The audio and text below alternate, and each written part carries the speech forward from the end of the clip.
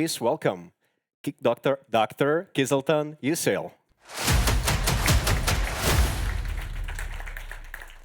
Thank you. So, disruption. This is what I called the black slide. But actually, throughout all of these sessions with great shares from great speakers, disruption was contextualized in a positive sense, right? A great product disrupts the market and becomes the disruptor. And that's good news for that business, which is disrupting. But actually, how about the disruptees?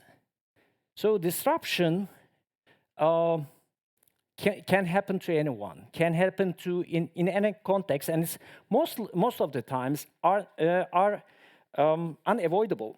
So, for my side, I betted on a 10-year corporate product management career over a tech company that that created revenue over mobility ads, and then COVID came. So the business is gone, the revenues dropped, and I lost my job. So in many cases, and this was only me, but actually disruption can happen to brilliant minds as well. So John already mentioned in his slides about Thomas Edison. So he was quite a serial disruptee. He was disrupted multiple of times. You know, he created the light bulb. So his business model on that invention was to build a B2G company to provide electric lighting to streets. Then he extended this business to provide electric lighting, this time to households. This worked well in New York City because it was very dense, and he needed the electric grid, and he had to provide the electric grid, but his bet was on direct current. So this was quite efficient for small distances, but America is a vast country, and his former employee or partner, Nikola Tesla, sold his patent of alternative current to George Westinghouse, and they started a fierce competition. So who's going to be the standard, the new standard for electric grid, AC or DC? And we know the deal. AC won. By the way, in the audience, is there anyone who watched The Current War? Okay, some. Definitely a recommendation where Edison is played by Benedict Cumberbatch. So Edison was disrupted on his DC bet, but he was passionate about the DC. So he said that, okay, I will continue this passion. And believe it or not, by 1899, 90% of the taxi cabs in New York was already electrified. There were electrical scooters were already invented. The fastest car on the planet was electric. There were electric charging stations. There were battery swapping stations. The early ages of the 20th century was electric in the mobility domain. So he said that, okay, I have some expertise in this DC, so why not I invest on battery for mobility, electric storage, energy storage. And also, that didn't end well. Henry Ford introduced the combustion engine and made the serial manufacturing, and then he was disrupted again. So, but we still know who Edison is. This is because he created a pipeline of more than 1,000 patents that's connected into a business, into a venture building process. So whenever he failed on a business, he took off one of the ideas in his pocket and then made the new business. So that's why we come up with his phonography, motion pictures, and so on. So he diversified his ideas and thereby assured business continuity. And coming back to the Nordics, we know this very nice or very unfortunate case of disruption for Nokia, right? They were once a paper company acquired by a rubber company that still produces those boots. And then they acquired a wire company. For 70 years, they were the major providers of any household goods, from toilet paper to electrical gadgets. And from 70s and onwards, they invented on mobile communications, particularly on B2C with handheld devices. They got disrupted by iPhone. Because they were over-diversified, they had hundreds of different mobile devices that they could not upkeep to upgrade with the new experience. However, they used diversification again to make a parallel B2B business stream that was being a telecommunications infrastructure provider. And to that regard, when they were disrupted in their core business, their side business became their new core business, and they're now developing the first telecommunications network on the moon. Whereas actually iPhone, which disrupted Nokia, actually haven't delivered their smart card yet. Similar for Netflix and Blockbuster. We know Netflix because it's a streaming company. But back then, Blockbuster and Netflix were just doing the same physical logistics-based distribution of video content. One with the envelopes, the other one with the retail shops. Netflix solved the disruption coming ahead with the streaming, digitalization, and pivoted their businesses. Actually, not pivoted, but diversified their business while keeping the envelope-based business intact. But Blockbusters didn't, and they got busted, basically. So we can use diversification to mitigate disruption. But not necessarily it is for the bad times, it also helps with the good times. Again, from the Nordics, Lego, being a toy company, doing tangible business, then switched into content business, made the Lego movies, and tenfolded its revenue stream in 20 years. Then Disney started with, this time, untangible content business, then moved into Fairlands and Disneylands, and then moved back to streaming. So from untangible to tangible and back to untangible. So this kind of adjacent expansion of business is called related diversification.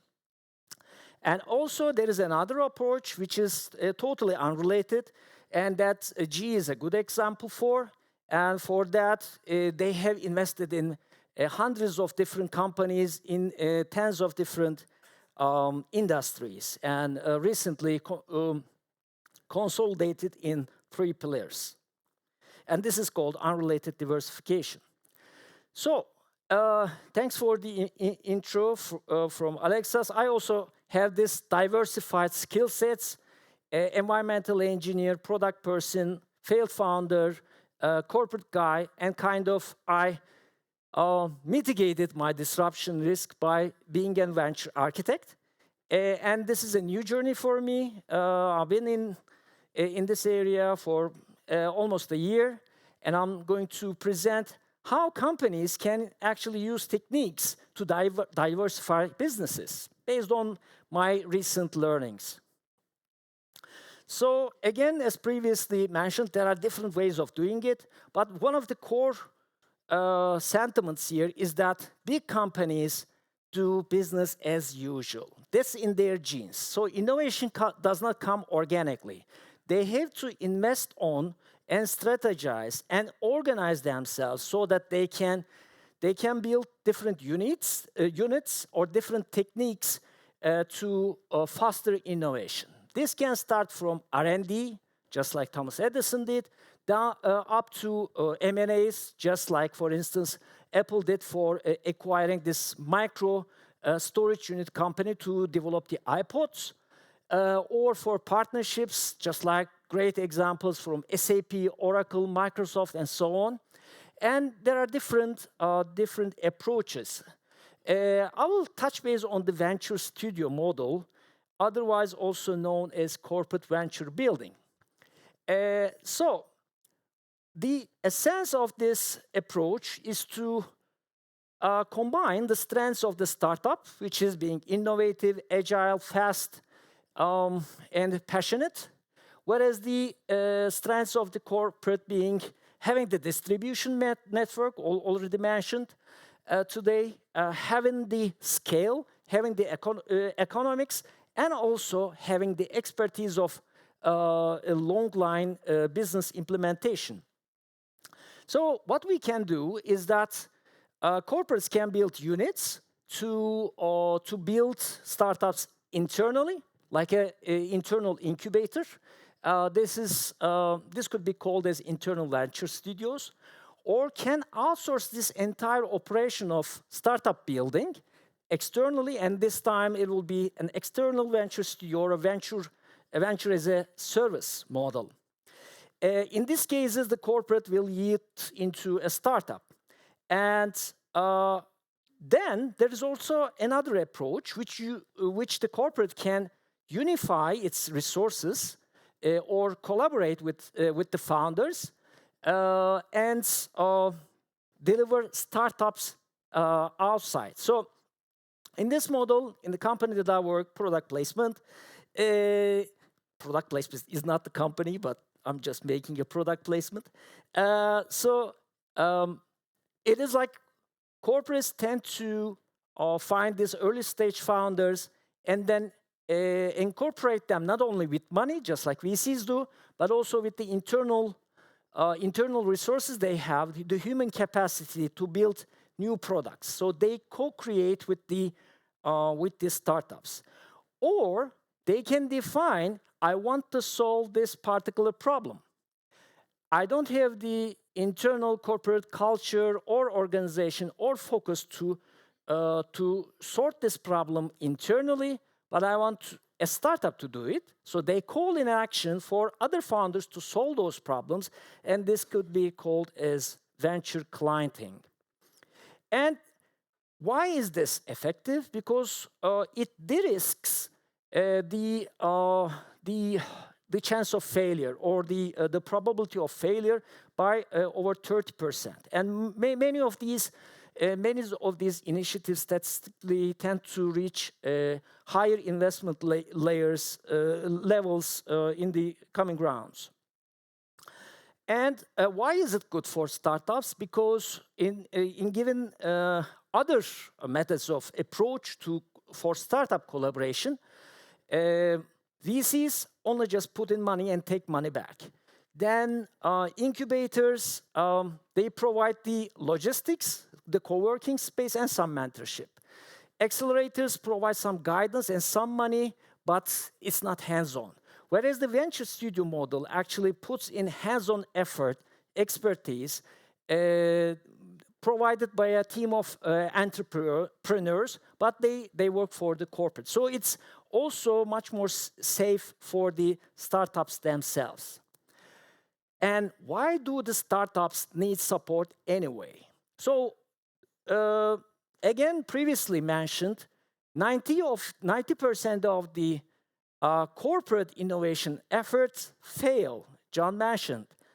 But actually, it's the same number for startups. 90% of the startups fail because first, they don't have the scale, and secondly, they generally deal with a lot of different problems that could have been avoided otherwise, but they still face it. And most of these problems are not product or usability related, because those, when you spot them, you can react upon them. However, some of these problems, like no market needs or or to running out of cash, or failing to run a pilot, just could have been avoided from the very beginning if the founders were providing the right expertise, so that they wouldn't be investing on wrong assumptions, wrong hypotheses, or if they invested in those hypotheses, how to work around with those, how to maneuver on them will need to be taken care of. So this part we already know, and it has already been mentioned multiple times during today's session.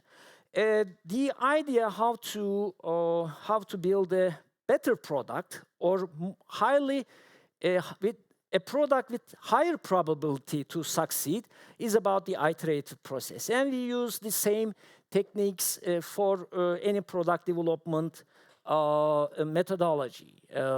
Agile, lean startup, design thinking, so on and so forth. So there's no new news there. But the problem is that corporates and startups, by the genes, do not fit well to work together. So to that regard, in this venture studio model or corporate venture building model, there are three parties involved: corporates themselves, venture studios, and the startups. So with regard to corporates, one of the essential things is commitment and strategical focus. Without a strategical focus, it is very hard to make the decision-making process flawless or efficient. Then the commitment is very important to provide the money, to be tolerant to failure, and also to commit the assets of the corporate to the service of the startup, so that it's not only the human capital or the money, but the founder also has to have some access of the distribution channels, of the scale of the corporate. So this time, by this way, they can achieve more. And the team from the venture studios have to have some autonomy. And the venture studios are the building bridges between the two, and the startups have to align on how they do business with the corporate and their corporate venture studios.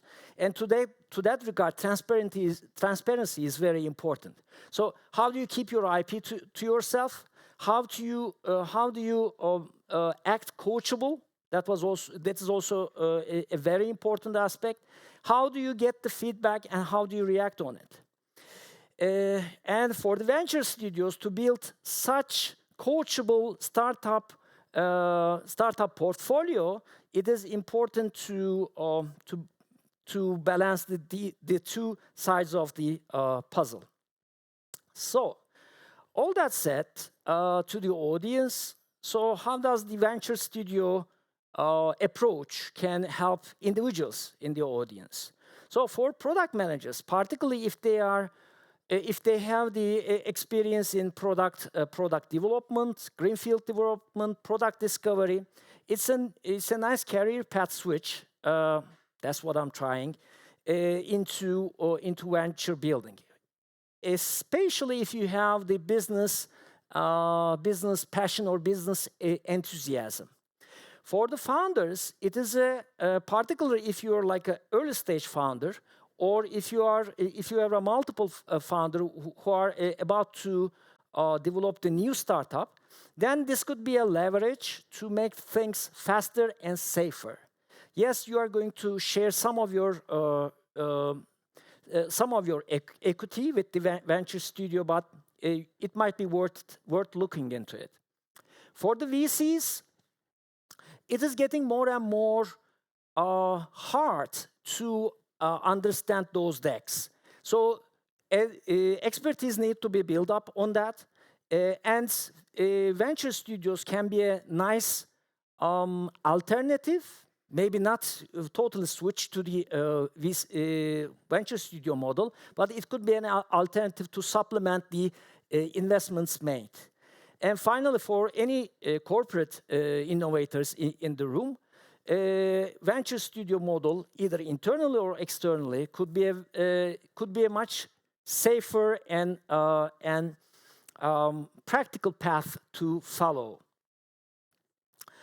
And I mentioned a lot of failures and disruption, but there are also success stories. So Zalando, the pan-European retailer, they were once a startup developed from a venture studio, Rocket Internet, from Germany.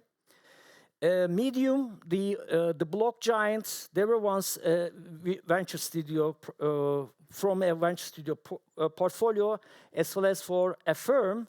They were big enough 10 years before Klarna, a great fintech, and they were from the venture studio portfolio of a American studio. So that was me. That was corporate venture building, and thank you. Kiziltan, thank you very much. Thank you for the presentation. And I see already a couple of hands in the room, so let's dive into questions right away. Yeah, hi. Thank you very much for the presentation. So what would be the two biggest challenges for the corporate to change and overcome to establish this corporate venture building? Because there is no way to avoid it, right? Yes, we are trying to figure that out internally. So the struggle between the corporate decision making, I'm doing that, the corporate decision making and this innovator units inside is that there is a mismatch of KPIs. I think that is the most important issue to overcome. So it is the business as usual, and you have the corporate KPIs of sales, revenue, whatsoever. You cannot use the same mindset and the KPIs for a venture studio to deliver. So it doesn't make any sense for building 10 startups a year or one startup a year and then fulfill a grand revenue goal the other year. It doesn't make any sense. It doesn't work that way. So that is why I think the venture builders inside have to be patient and resilient to that corporate management. But also corporates needs to act much more resilient and tolerant to that new paradigm of thinking. That will be a friction, and for each company, it will take some time to mature. But I think it's all about communication and giving it time. Yeah, that sounds like time is key in this equation. Any more questions? All right. While you're coming up with potentially the next one, I think what I can comment from my side, if you're interested in this topic of how corporates and startups can work together, there is a very good book. Perhaps you have read that book. It's called Zone to Win. And it basically gives you a very nice framework, at least to start thinking. And then, as always, it's important not to think, but also then go with some implementation, small baby steps, and keeping yourself accountable. Where essentially 4 zones are, incubation, and then you have productivity, and then you have performance, and then you have transformation. And the level of support of, different executives on all those different levels is different. Many have very good framework. Just highly recommend book if you're interested in this transformation type of topic, venture building in corporate environment. And perhaps any questions so far? Anything, maybe this sparked something? Okay, so then I want to go to your background, Kiziltan. So at Nitara Group, which is a large organization, right? Within this organization, you're essentially leading this venture building motion together with startup founders. And you're focusing on specifically the sustainability domain and AIoT projects, right? So my question would be, based on this experience collaborating with founders, and like you said, coming from very different, often, not necessarily, like already was mentioned in some other presentations, sometimes founders of digital native companies come from some banking background and they bring a lot of good things and potentially not their good things, mindset-wise and frameworks-wise and etc. So my question is, what, from your practical experience, what are the key performance indicators when it comes to recommending tracking and measuring this success of venture building efforts, for example, in your case? How you define Yeah, those? we are working on that and negotiating on that. And to the level of successful negotiations we secured, I can say that one measure is the level of improvement from TRL levels, technology readiness level. It ranges from to the audience. It ranges from 1 to 7, from idea to industrialized grade. So you can start collaborating with the with the startup. Maybe it's TRL 3 or 4, like early prototype stage. And if your collaboration may end in a TRL 6 or 7, so it will be a nice input. And second would be the evaluation of the startup itself. So it's a more classical approach, more VC-like. But I think both are the most practical and sort of monitorable measures. Right. Thank you. Thank you. And let's once again make a round of applause for Kiziltan. Thank you so much for